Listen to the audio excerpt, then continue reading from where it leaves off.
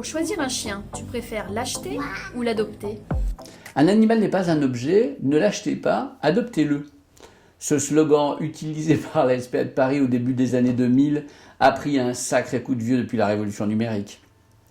Depuis l'avènement d'Internet, jamais les chiens n'ont été autant achetés. Les organisations de protection animale auront beau expliquer qu'elles ont permis la reconnaissance de l'animal domestique par la loi française comme un être doué de sensibilité, elles n'ont pas pu empêcher le réseau informatique mondial d'accentuer la marchandisation des animaux de compagnie.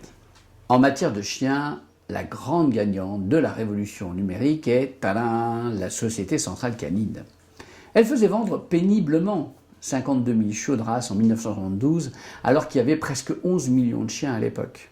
En 2017, elle a explosé les compteurs avec 235 312 chiots Loff vendus alors qu'il n'y avait plus que 7 millions de chiens dans le pays. En 2006, elle a lancé une plateforme internet qui permet aujourd'hui de savoir en quelques instants où trouver et acheter un chiot de race sur l'ensemble de la France. Quand mes parents ont adopté mon premier chien en 1972, il existait un peu plus de 120 races. Aujourd'hui, la SCC en propose plus de 300.